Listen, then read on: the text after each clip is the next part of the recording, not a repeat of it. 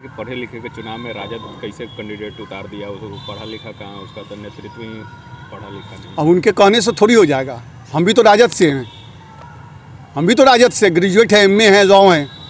वो तो कह रहा है कि पढ़ा लिखा का। तब कैसे हम आपको, आप ही जो बात बोल रहे हैं, आपको सबसे पहली बात बता देते, हम भी तो राजद से हैं ना। वो अपना एजुकेशन बतावे ना कि उनका क्या एजुकेशन है, उसके बाद जो बताइएगा जो है। इंजीनियर है, इंजीनियर है। तो आपको क्या लगता है गोपी किशन जी क्या हैं? वो तो दावा कर रहे हैं कि जितना हम वोटर बना दिए हम जीत जाएंगे, तो कौन कोई टक्कर में ही नहीं। कौन कहने से हो जाएगा? आप ये कहने से आपका हो जाएगा या उनके कहने से हो जाएगा? गोपी किशन जी 1000% जो इनकी जीत होने जा रही है। कैसे जीत जाएंगे? इसलिए कि पहले तो चुनाव होता था बस 10,000 20,000 के अंदर में, 15,000 के अंदर में हो जाता था ना। इस बार 1,56,000 वोटर बना है ना। उसमें दलित हुआ, अति पिछड़ा हुआ, समझिए मुस्लिम समाज हुआ, सभी समाज के लोग वोट हुए। पहले तो आपस में लिपापोती कर करके जिता दिया जाता था ना। क्या कार्य हुआ आप देख सकते हैं ना। पहले एक काम के लिए यूनिवर्सिटी जाइए तो लगता है एक दिन का काम हो तो 6 महीना 1 साल लगता है, फिर भी निराश और नाउम्मीद होकर के आइए। और नहीं तो फिर दलाल के हाथ में जाइए, दलाल के माध्यम से आप काम कराइए। तो इस बार आपको काम दिखेगा ना।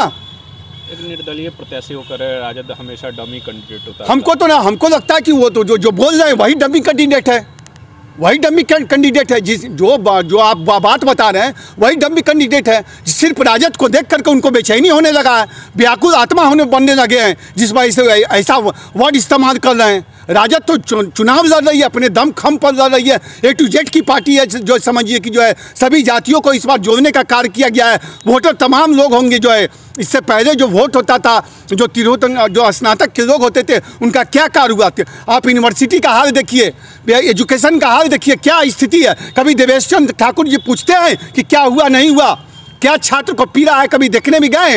यूनिवर्सिटी का कितना लोग को जो जाते जाते जो जूता खिया जाता है, काम नहीं होता है, दलाल के माध्यम से काम कराना पड़ता है। और फिर आप बात कर रहे हैं इनके जीतने पर कार्य होगा। इनके फादर जो है समाज से जुड़े हुए हैं, अच्छे लोग हैं। किसी के शादी में, विवाह में, मरनी में, हरनी में, करनी में सदैव उपस्थित रहते हैं, उन्हीं के बेटा हैं। उसी तरीके से इनकी जो है समझिए उपस्थिति लाजमी होगी। तो बाहरी कैंडिडेट है तो डम्मी कैंडिडेट होंगे ना। तो यहाँ इनका क्या ज़रूरत है? यहाँ उनका क्या, अभिषेक झा की क्या ज़रूरत है? कभी क्षेत्र में नहीं रहे, कभी समाज के लोगों का कार्य नहीं किए, कभी किसी छात्र को नहीं देखे, तो फिर वो चुनाव में किस तरीके से यहाँ चले जाए? चुनाव तो इनको लड़ना लाजमी नहीं है, समझिए यहाँ जो है।